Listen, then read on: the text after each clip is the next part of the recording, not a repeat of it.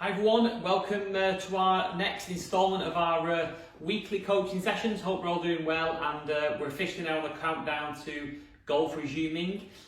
So we're looking forward to that, getting on the course in the next few weeks. So thank you as well to our ladies who joined our interactive session last night with Lyle from Spark Performance, all about the psychology of golf. Some really good insights from Lyle last night. Really enjoyed that session, so thank you, Lyle.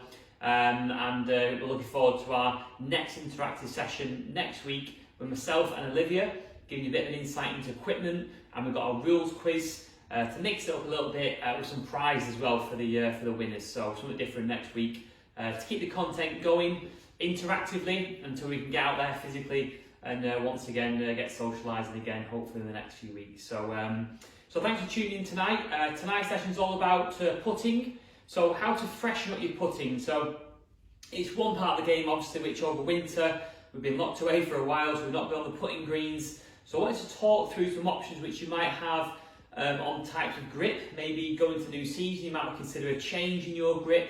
What options do you have available to you? I'm going to go through 3 options tonight on your grip.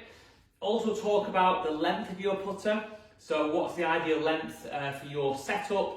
And talk a little bit about the base and how important your legs are in the putting stance. So some new things to go through tonight. So I'm going to get stuck in straight away and talk through the grip, which is really important in putting as it is in the full swing. Now, with the putting stance and the putting action, in fact, it's a bit different to the full swing. Now, if you watch previous lives, I'll always encourage you to grip the club in the fingers of the grip, show 2 knuckles on your left hand, and then try and get your hand over the top again, very much to the fingers. Now, we do that because with a full swing, we need the flexibility and movement of the hands to manipulate the club face. Whereas with a putter or a putter shot, we need to keep the grip very stable to allow that putter to remain pretty straight back and through. So we flip the grip with the putter to something that resembles a grip that goes in your palms. So if you can see this on the camera at home here, you'll notice when I take my putting grip, the first thing I do is slot it in my left hand through my lifeline here. So it goes into my lifeline, feels very much underneath. And then the second hand, my right hand, again goes underneath the grip. And personally then, I like to just overlap this index finger on my left hand just to the grip there. But and everyone can have different takes on that. You might want to interlink, you might want to have a split grip. But the key thing for me is making sure that it is in your fingers, your lifelines and the palms of your grip here. So that's a real good takeaway from tonight, to make sure it is there and not in the fingers like your normal grip. So if you do have a normal grip but it's in the fingers, consider changing it to the lifelines and the palm. The other option which I want to suggest, and a few ladies have had good success with this last year, is the reverse grip. So this is where it's similar basis, but you put your left hand here below your right, but again still in the lifelines of the grip. And just have a little go with that at home, see how that feels. And a lot of ladies, quite like that grip there. Particularly one benefit of that, if I flip round and show you from this angle here, my normal putting grip be like this here. Now if I switch my hands on the club, notice how it brings my left shoulder forward, and it squares up my shoulders nice and easy actually. So that reverse grip is a good way if you struggle with openness in your shoulders, just try and bring your left shoulder forward. So have a go in your front room tonight, try and reverse your hand and see how that feels. I know a few ladies switched that last year and really got on board with that switch. And the final grip is the claw grip, which you might see a few players on tour using. Again, another option which you can trial at home, and now's the perfect time actually to trial a few of these grips to see if you want to mix things up into the year ahead. The claw grip, left hand in the lifeline at the top here, and then we just position the top of the fingers and the thumb underneath there, and we just rock the right hand back and through. Particularly useful this one if you are perhaps a bit jittery on the short puts, the 3-foot puts, you get a bit jittery on them, a bit nervous. This really stabilises that and taking the hand off the club allows you to feel the weight of that putter going back and through. And again, a few people switched to that on the tour, and a few ladies at the academy as well have liked the claw grip. So just be interesting to give that a go in your front room. Try the normal one, but in the lifelines, try the reverse, try the claw, see which one you get on board with there. So that's a little tip on your grips. And the next point I want to address tonight is, in our first interactive session with Andrew Caldwell, I mentioned how important the lower half was in the full swing, how you've got to use the ground to get power. But I always think the lower half is key as well in putting. And I see a lot of people miss putts because they have an unstable lower half which tends to move around quite a lot. So if we think about this going into the season, I want you to really plan and work on keeping your lower half dead solid, really still. And a little tip I do with that is when I'm putting, I stand a little bit wider and then I slightly turn my toes outwards here and then push my knees out, almost like I've got a football between my knees. I just push them out there, and as I play my normal putting stance now, see how still my lower half is as I go back and through.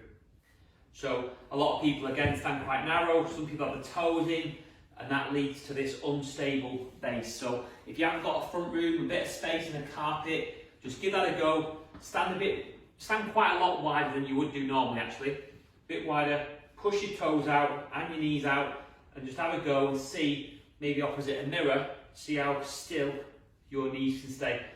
And that will make a massive difference to keeping that putter nice and square as you come through the hitting area. And then the final point tonight I want to mention, I want to try and give you a little bit of a drill to do at home. So a little bit of pressure drill.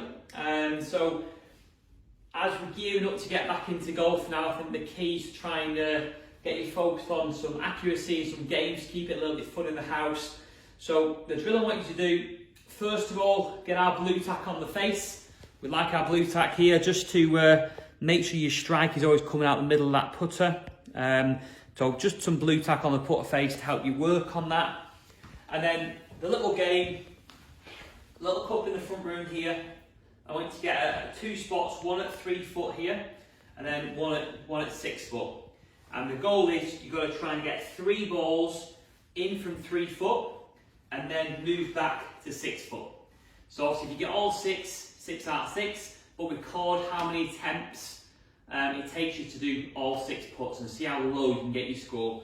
So if I give this a little go here, I'll get started on this drill. So that'll be 1 there, straight in. Go again. That's 2. So look how still my legs are staying, my lower half. And that's 3 there. So once I've done my 3, I can move back to my 6 foot range. Get my legs nice and wide, push my knees out.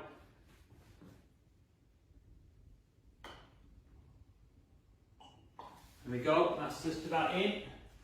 And just time for 2 more, let's see if I can get them both in.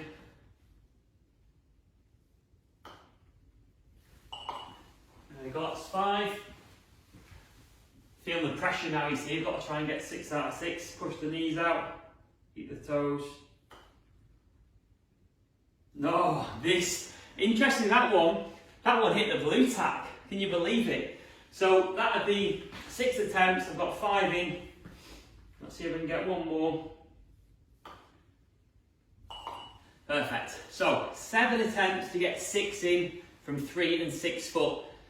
The blue tack, I got the blue tack on the toe just at the end as well, which is great feedback actually, because I would never have known where I struck that one. So that's good feedback with the blue tack. So your challenge at home, ladies, is to try and 3 foot, 6 foot, give that a go, and let me know what your lowest score is. I'm quite happy with 7 there, okay?